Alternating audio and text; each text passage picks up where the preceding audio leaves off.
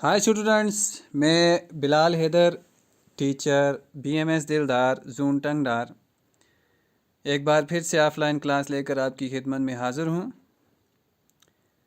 आज हमारा टॉपिक है जो कि एक सब टॉपिक है चैप्टर नंबर 3 का, जो T1 में है द गवर्नमेंट, उसका सब टॉपिक है लॉज एंड द गवर्नमेंट।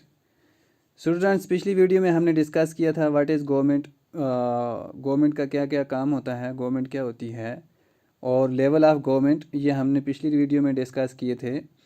तो आज जो हमारा टॉपिक है वो है लॉज एंड द गवर्नमेंट, यानी कानून और सरकार। तो उसके बारे में हमें पढ़ना है। तो इसमें ये कहता है कि जो गवर्नमेंट होती है वो कानून बनाती है अपने मुल्क के लोगों के लिए, जो लोग उसके मुल्क में रहते हैं। और ये जो गवर्नमेंट होती है, जब ये कानून बनाती है तो तमाम लोगों को उसको फॉलो करना पड़ता है। और ये सरकार जो होती है, इसके पास ये पावर होते हैं कि वो फ़ैसले ले। उसी तरीके से इसके पास ये भी पावर होते हैं कि वो जो फ़ैसले लेती है फिर उनको इन्फोर्स करवाए, उनको लागू करवाए। ये भी गवर्नमेंट के पास ये पावर होते हैं, क्योंकि अगर कोई कानून बनाए तो फिर उसको लागू करवाना भी उसी की ज़िम्मेदारी होती है। मिसाल के तौर पर यहाँ पर एक कानून बनाया गया है कि अगर कोई भी आदमी मोटर व्हीकल चलाता है तो उसके पास एक लाइसेंस होना चाहिए, वो लाइसेंस होल्डर होना चाहिए, तभी वो मोटर व्हीकल चला सकता है। लेकिन अगर कोई भी आदमी मोटर व्हीकल चलाता हुआ पकड़ा गया, उसके पास लाइसेंस ना हो, तो उसको जो है वो जेल हो सकती है और या फिर उसको हैवी जुर्माना भरना पड़ सकता है। ये किस सूरत में? अगर उसके पास लाइसेंस ना हो। ये एक कानून है कि कोई भी आदमी जो मोटर व्हीकल चलाएगा, चाहे वो 2 पहिए वाली हो या 4 पहिए वाली हो, जो भी हो, कि उसके पास लाइसेंस होना ज़रूरी है। ये मस्ट है कि उसके पास लाइसेंस हो। इसके अलावा जो गवर्नमेंट है वो ये भी एक्शन ले सकती है कि उसके मुल्क के अंदर जितने भी लोग रहते हैं, चाहे वो किसी भी मज़हब से ताल्लुक़ रखने वाले हों, तो अगर उनके साथ कोई भेदभाव होता है, जो कानून बनाया गया है उसके बरक्स, कानून होने के बरक्स, अगर गवर्नमेंट जो है वो कोई भेदभाव कर रही है किसी के मज़हब को लेकर या उसकी कास्ट को लेकर, तो वो जो आदमी है जिसको ये लग रहा है कि मेरे साथ डिस्क्रिमिनेशन हो रही है, जो लॉ का पूरा पालन नहीं हो रहा है, तो वो आदमी जो है वो जा सकता है कोर्ट में और कोर्ट उसको फ़ैसला देगा। जो कोर्ट को वहाँ पर कानून में लिखा होगा, तो वो कोर्ट उसको उसके मुताबिक फ़ैसला देगा कि आपको ये चीज़ मिल सकती है। जैसे किसी को अगर नौकरी की ज़रूरत है तो उसको अगर भेदभाव किया जा रहा है कि उसको मज़हब की बुनियाद पर उसको नौकरी नहीं मिल रही है, किसी ऑफिस में जॉब नहीं मिल रही है कि इसका ये मज़हब है, इसको इसलिए नहीं मिलेगी, या वो नीची ज़ात से, निचली ज़ातों से है, जैसे दलित होते हैं या दूसरे तीसरे, तो अगर उनको ये लेकर भेदभाव किया जा रहा है कि आप निचली ज़ातों से हो, दलित हो, तो वो जो हैं वो कोर्ट में जा सकते हैं, कोर्ट फिर उसको डिसीजन दे सकता है। तो इसके अलावा स्टूडेंट्स, हमारा अगला जो टॉपिक है वो है, इसी में सब टॉपिक है टाइप्स ऑफ गवर्नमेंट, गवर्नमेंट की किस्में। यहाँ पर ये लिखता है who gives the government this power to make decision and enforce laws, कि कौन है जो गवर्नमेंट को ये पावर देता है कि वो डिसीजंस बनाए और उसको फिर इन्फोर्स करवाए, उनको लाज को, जो कानून वो बनाती है पार्लियामेंट के अंदर, तो उनको वो इन्फोर्स कराए, ये कौन है? तो इसका जवाब ये है कि ये 2 किस्म की गवर्नमेंट होती है। एक होती है डेमोक्रेटिक गवर्नमेंट, जिसमें लोगों को ये पावर होता है कि वो थ्रू इलेक्शंस अपने रिप्रेजेंटेटिव्स चुनते हैं और फिर वो रिप्रेजेंटेटिव्स एक पार्लियामेंट के अंदर जाते हैं, वहाँ पर लाज बनते हैं। तो इसके तरीके से, यानी कि लोग ही जो हैं वो सरकारें बनाते हैं, वही इनको एम्पावर करते हैं डिसीजंस बनाने के लिए। तो यहाँ पर ये लिखता है the answer to this question depends on the type of government there is in a country. इस सवाल का जो जवाब है वो सरकार जो उस मुल्क की होगी उस पर डिपेंड करता है कि उस मुल्क के अंदर किस किस्म की सरकार है। यानी इन ए डेमोक्रेसी, अगर डेमोक्रेसी है किसी मुल्क के अंदर, it is the people who give the government this power. तो मैंने जैसा कहा कि अगर डेमोक्रेटिक गवर्नमेंट है तो ये बोलता है कि फिर वो जो डेमोक्रेटिक गवर्नमेंट है वो जो बनाते हैं वो लोग होते हैं, लोगों के द्वारा चुनी हुई सरकार होती है। यानी लोग जो हैं वो वोट कास्ट करते हैं, अपने नुमाइंदे को वो जिता कर भेजते हैं पार्लियामेंट के अंदर या स्टेट असेंबली के अंदर, जो भी। They do this through election in which they vote for particular person and elect them. वो क्या करते हैं, इलेक्शन के द्वारा उनको चुनते हैं, वोट कास्ट करते हैं, वहाँ पर एक आदमी को वो रिप्रेजेंटेटिव चुनते हैं। Once elected these persons from the government, ये जो इलेक्ट किए जाते हैं गवर्नमेंट फिर इन्हीं के द्वारा बनती है, ये जो लोग चुने जाते हैं लोगों के द्वारा। In a democracy, the government has to explain its action and defend its decision to the people.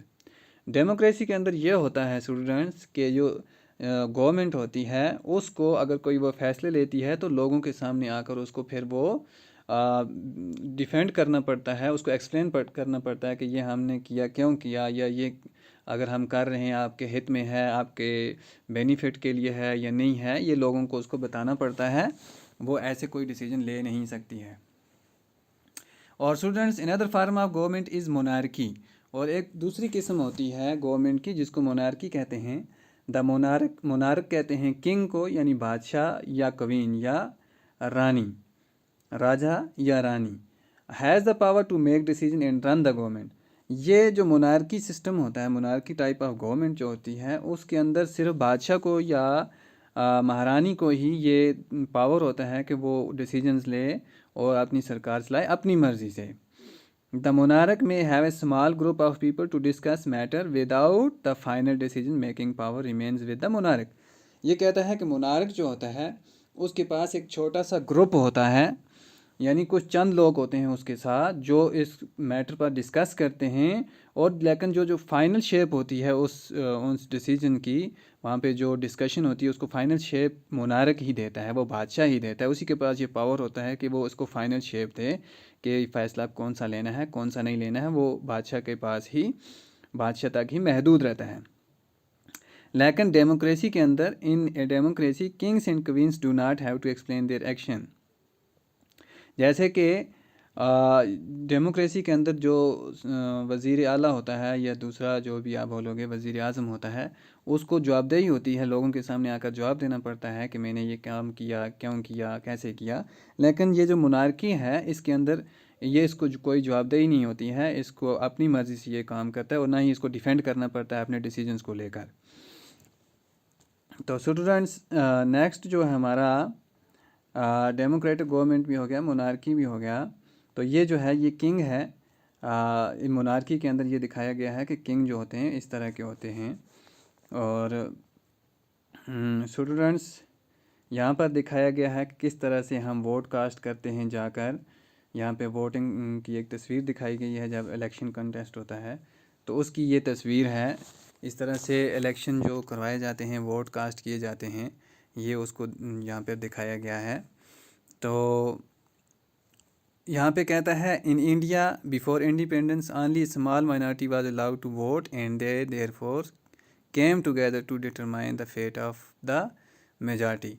ये कहता है कि इंडिया के अंदर आज़ादी से पहले, जब अभी हमें आज़ादी नहीं हुई थी, तो कुछ ही लोगों को क्या था, यह अधिकार था कि वो क्या करें, वोट कास्ट कर सकते थे। कुछ ही लोगों को था यह अधिकार कि वो वोट कास्ट करें। Several people including Gandhi ji were shocked at the unfair means of this practice and demanded that all others have the right to vote. तो कुछ लोगों को लगा कि कुछ गलत हो रहा है, उनमें गांधी जी भी थे, कि यहाँ जो काम ये प्रैक्टिस हो रही है ये गलत है, क्योंकि सब जो अडल्ट्स हैं, अडल्ट्स मीन्स बालिग, जो भी 18 साल से ऊपर होते हैं, उनको वोट देने का अधिकार होना चाहिए। This is known as universal adult franchise. इसको यूनिवर्सल अडल्ट फ्रेंचाइज कहते हैं, यानी कि जो भी आदमी 18 साल से ऊपर हो जाता है, चाहे वो लड़का है लड़की है, चाहे वो हिंदू है, मुस्लिम है, सिख है, ईसाई है, जैन है, बौद्ध है, पारसी है, ज़रतश्ती है, जो भी है, कोई भी बोली बोलने वाला है, चाहे पहाड़ी है, गुज्जर है, शीना है, बाल्टी है, कश्मीरी है, डोगरा है, गुजराती है, तमिल है, मराठी है, जो भी है, वो 18 साल से अगर ऊपर हो जाता है, चाहे वो औरत है, मर्द है, उसको वोट देने का हक है। वो यूनिवर्सल अडल्ट फ्रेंचाइज होता है। तो स्टूडेंट्स, ये जो है हमारा इसमें ये टाइप्स ऑफ गवर्नमेंट और लाज एंड द गवर्नमेंट हमने पढ़ा। तो उसके बाद इसमें हमारा जो है ये स्ट्रगल फॉर वोटिंग भी है, इसमें एक चैप्टर सब टॉपिक है, वो भी हमने यहाँ पे पढ़ा कि किस तरह से पहले जो था इंडिया में, किस तरह से कुछ ही लोगों का अधिकार था वोट देने का, और उसके बाद आहिस्ता आहिस्ता जब ये इन्होंने स्ट्रगल शुरू की तो उसके बाद ये अधिकार हो गया सबको कि ये वोट दे सकते हैं।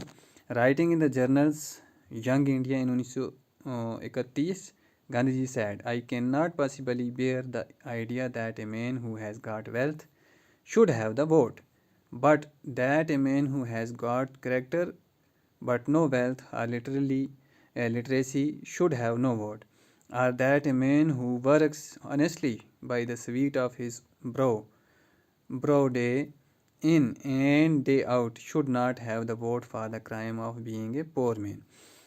यहाँ पे जर्नल जो है यंग इंडिया 1931 में गांधी जी कहते हैं कि I can not possibly bear the idea, कि मैं ये जो आइडिया है इसको नहीं बेयर नहीं कर सकता हूँ कि कोई आदमी जो है उसके पास दौलत है, उसी को वोट देने का हक है, और कोई बेचारा पढ़ा लिखा नहीं है, अनपढ़ है, वो अच्छा नहीं दिखता है तो उसको वोट देने का हक नहीं है। मुझे ये चीज़ें पसंद नहीं है, ये गांधी जी कहता है। तो स्टूडेंट्स, ये जो था हमारा चैप्टर नंबर 3, तो ये यहाँ से ख़त्म होता है। इसमें हमने बहुत सारी चीज़ें डिस्कस की। उम्मीद है आपको ज़रूर समझ आई होंगी। आप बुक भी साथ रखिए, उसको अच्छी तरह से पढ़िए और समझने की कोशिश करिए। ये वीडियो ज़रूर देखें। ये जो चैप्टर था हमारा यहाँ से एंड हो रहा है। आप भी अपनी बुक्स को पास रख के ये अच्छी तरह से पढ़ें, वीडियो को अच्छी तरह से देखें और समझें। और उसके बाद स्टूडेंट्स, मैं फिर से एक वीडियो बनाऊंगा जिसमें हम इसके क्वेश्चंस करेंगे। क्वेश्चंस करने के बाद हम नेक्स्ट जो चैप्टर होगा उस पे जाएंगे। ये जो चैप्टर है याद रखिए, ये T1 का चैप्टर है। आप इसको अच्छी तरह से कापीज़ बनाएंगे और इसको अच्छी तरह से पढ़ेंगे। पूरी ये जो चैप्टर है सब टॉपिक्स जो हैं इसके, उसको भी अच्छी तरह से पढ़ेंगे। तो आज के लिए इतना ही काफ़ी है। Stay home, stay safe. खुदा हाफिज़।